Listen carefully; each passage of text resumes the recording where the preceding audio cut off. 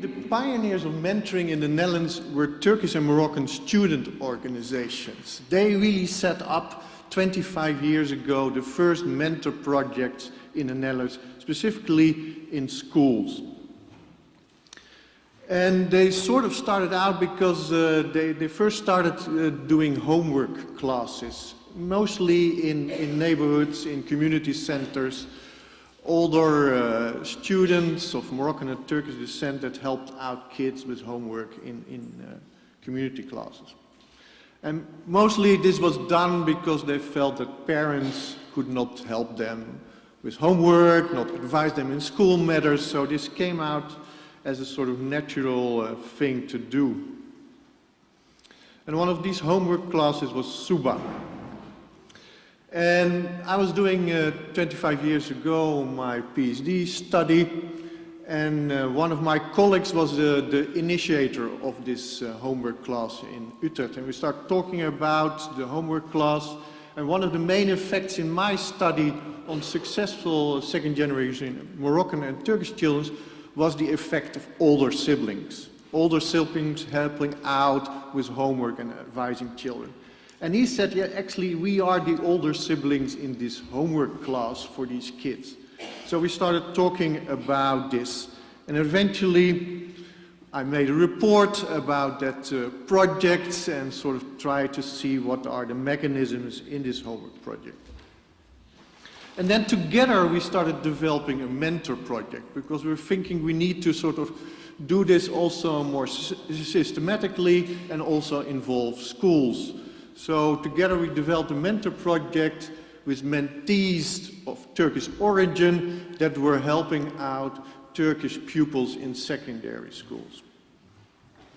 And then the Ministry of Education picked this up. There was some publicity around it. And then they developed, as a result, a national mentor program aimed at children of immigrants in the Netherlands. I did the evaluation report for that mentor program, and I sort of looked at 4 pilot mentor projects in that program. And a lot of differences came about in these projects. Goals, methods, organizations, all kinds of things were different, had different effects. You have to imagine this is 20 years ago, we were just trying to find out what worked. So the next step for me was to develop a more professional methodology and toolkit on mentoring. And I did that together with a commercial bureau, Sardes. They were working on advising schools, and we together worked on a methodology and a toolkit. And we developed a very simple method for mentoring, and specifically in schools, working with kids of immigrant descent, in one-to-one with a mentee that him or herself is an immigrant too. So we had an introduction phase, matching and setting goals, especially the setting goals was very important because that didn't happen in the project so much that we evaluated. And then there came the practical phase where the mentee and mentor really got to know each other. They started to work on learning skills, to learn how to learn to make their homework, and so, but that also meant that they became more comfortable with each other. And that resulted in what we called an in-depth phase, where they build a trust in which emotional support takes front stage. And you have to imagine these encounters didn't happen in school, but outside of school. So they also started doing things together, like going to the movie, going to the soccer game, and this built the trust in these relationships. And then very important, what we call the closing phase, where the mentor really takes a step back and see if the mentee can really do things on his own, what they have learned in this mentor phase. So it was very simple, but that's sort of built the first toolkit for mentor projects. And a handbook of mentoring was made, and also the development of training of mentors. And then a new phase arrived where we saw really an explosion of mentor projects all over the Netherlands. So, and it was not only any more immigrant organizations that did this, but also welfare organizations, schools, same with professional organizations, and this happens also across the Netherlands. And there was also no longer a specific focus on immigrant youth only. A lot of these mentor projects more generally focused on disadvantaged youth. But then, many of these projects after some years also stopped. There were of course different reasons for this. One of the big reasons was that they were not properly embedded into schools, for instance. It was very difficult to work with schools because they had their own agendas. Funding just stopped even when projects were doing well. And there was also not always a clear result of the projects. Then a new phase, where we saw upscaling and further professionalization. Partly because of these experiences, the Royal Orange Foundation said, okay, we want to invest, we deeply believe in this idea, but we want to invest really seriously into this project. And that we will do by not only setting up these projects, but also giving really professional advice, to provide training, but also evaluation. So now I get a bit more into what came out of these projects. And here I do want to say a few words about the presentation of Jean. I do believe that meta-analysis are important, where you sort of throw everything you have on mentor projects on one sort of heap and see what the effects are. It's powerful to do this because then in the end you're not sort of dependent on one project or the other for the effect. But there's two caveats that I think are important to think about. First of all, it usually means that you have to have big projects in it, with a lot of mentors and mentees. And not all projects are big. Probably the majority of the projects of the people here in the room are smaller scale projects.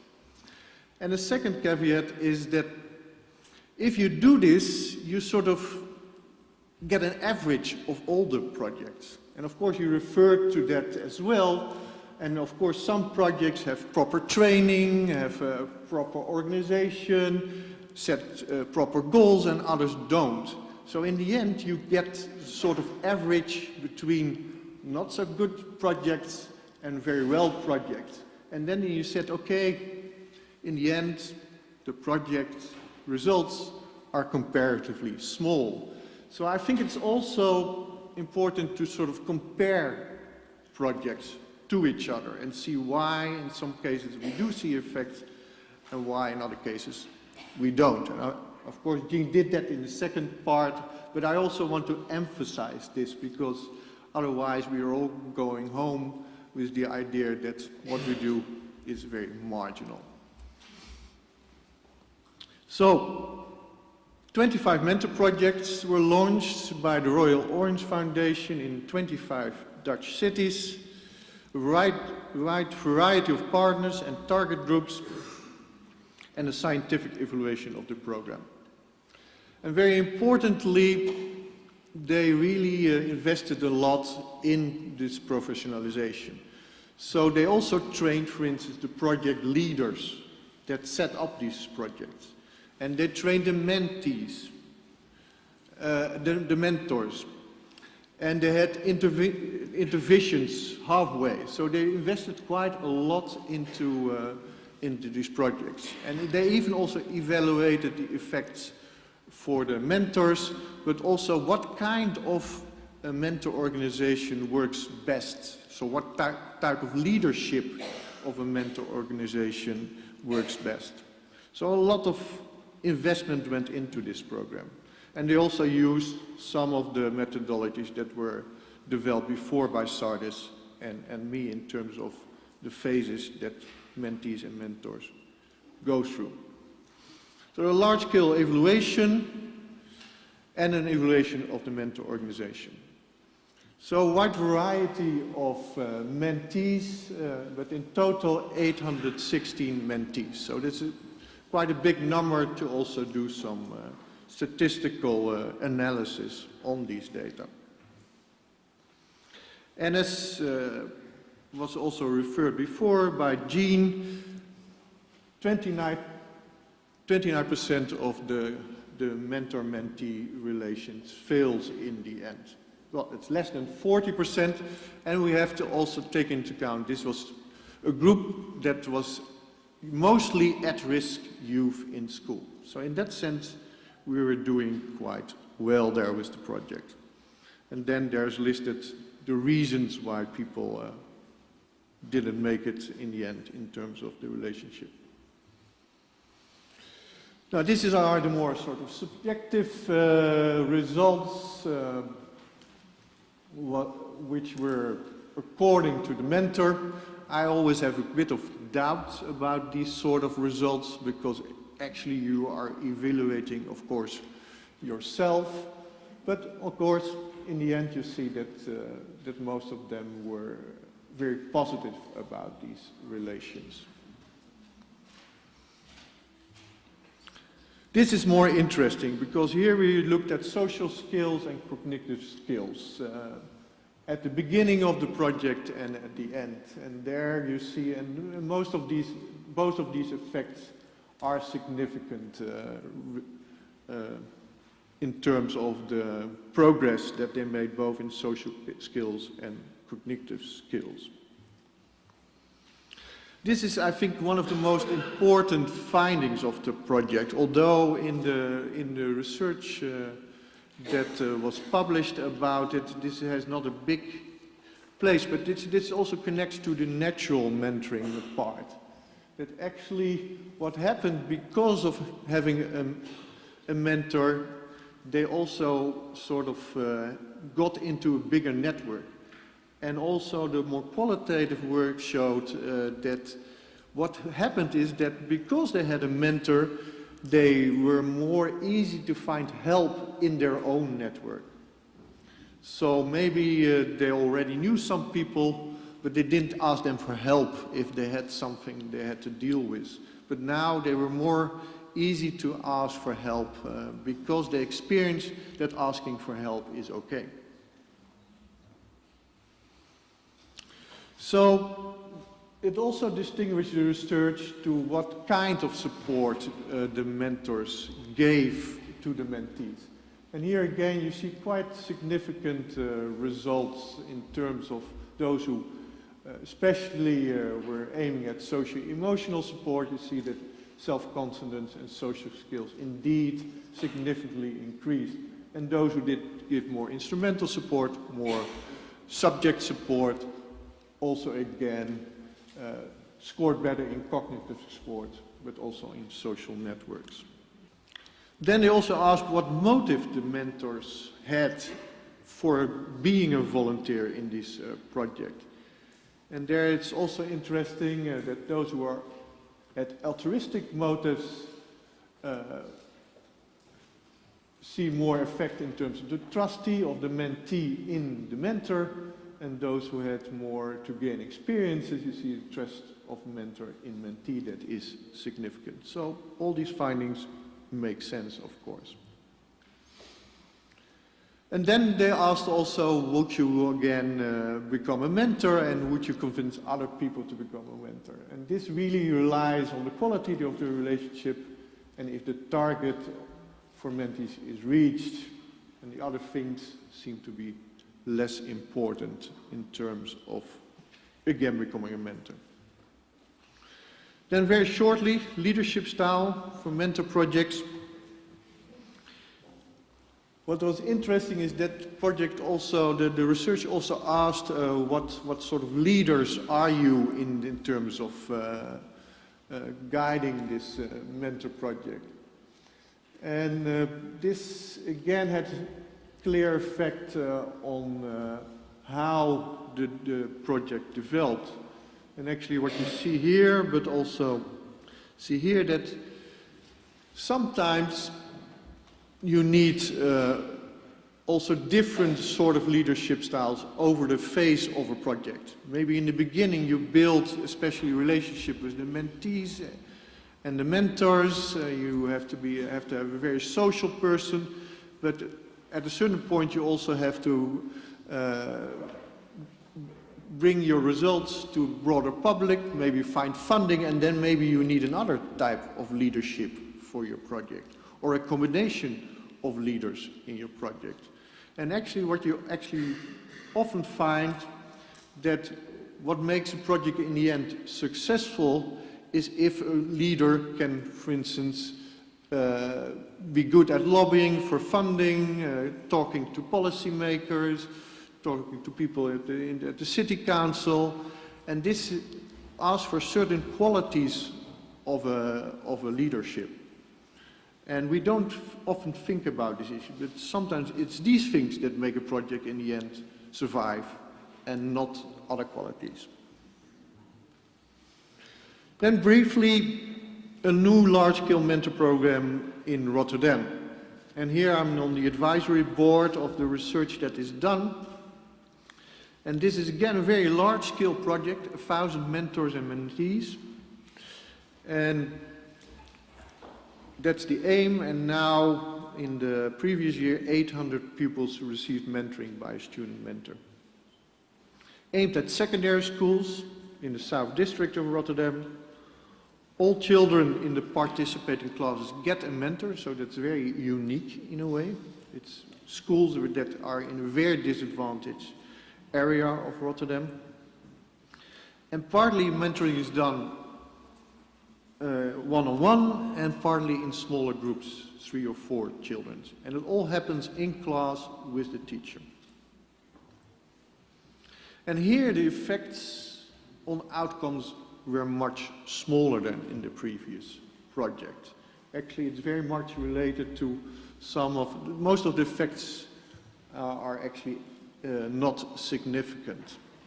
So then again, you have 2 projects, and one project that shows very strong effects, and the other projects where the effects are actually quite marginal. But if you dig into the project, you see stronger effects when mentoring was one-on-one. Sorry, can I ask? Yeah. Were they the same roles that were mentioned? Did you say this program in the South? Yeah. And the others, since they're not the same roles you mentioned, you can't Yeah. compare. Yeah. No, that's it. Indeed, that's the next thing I would like to explain. So indeed, one of the things was that most of the emphasis in this project was actually to improve the school results. So that's why they also did this mentoring in the classroom with a teacher present. So it was not so much focused on socio-emotional outcomes.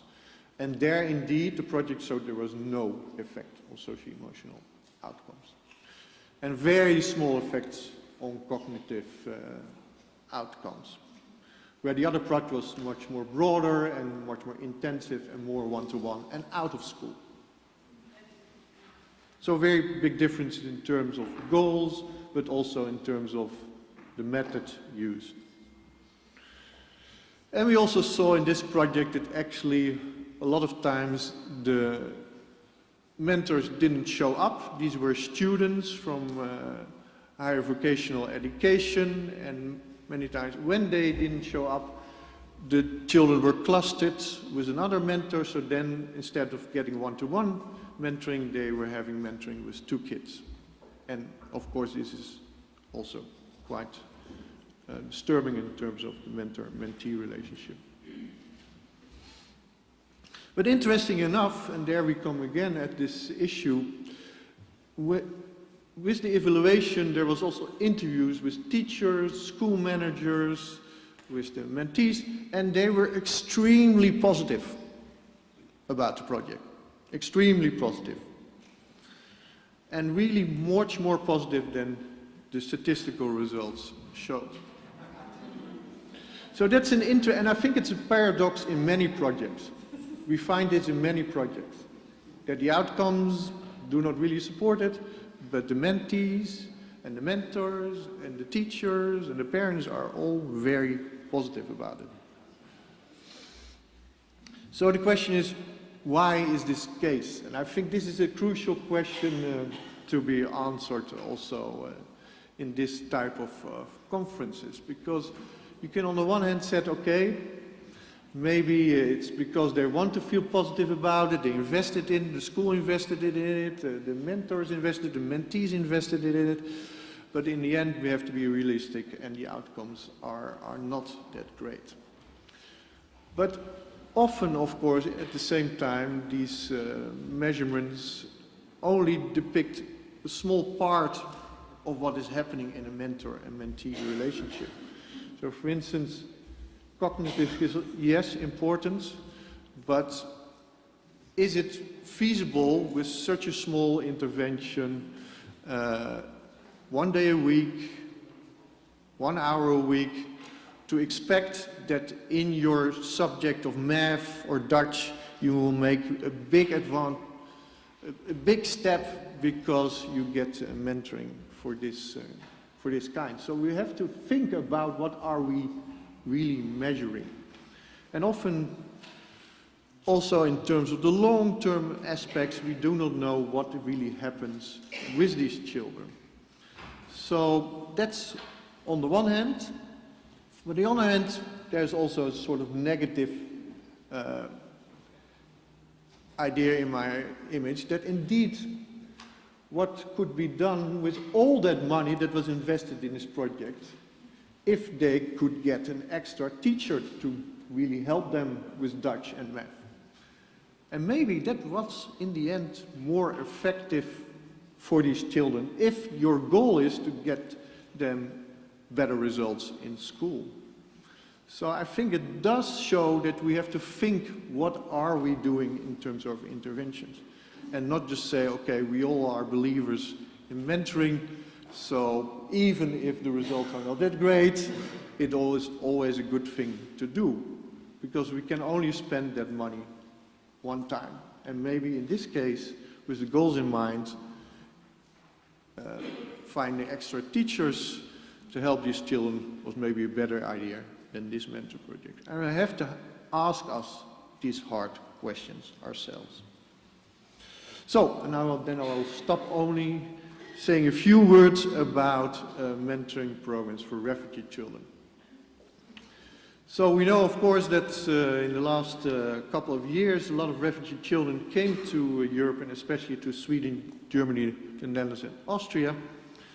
And of course, one of the big challenges is to include them in education.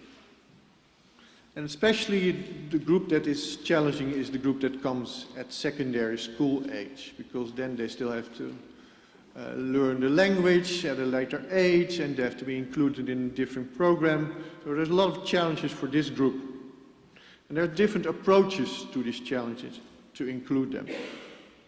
And what is specific, especially for the Netherlands and Germany, that we find, and this is really, I'm fighting this already for many years, our idea is that we put these children separately in class, 1 or 2 years, learn them Dutch or German, and then we think that after these 2 years they can be included into regular classes, often without further language support.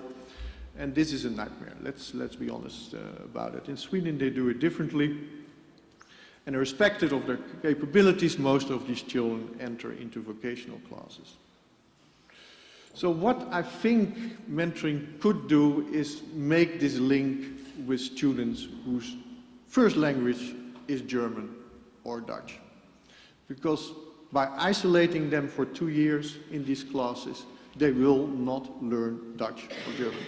So I think there is indeed a very important task here to think about mentoring projects that would be helpful for these students, especially aimed at language, but also aimed at children, their social environments, that they make friends outside of their refugee class with children of German or Dutch descent. So I have to finish, so I will. Thank you. Thank you very much.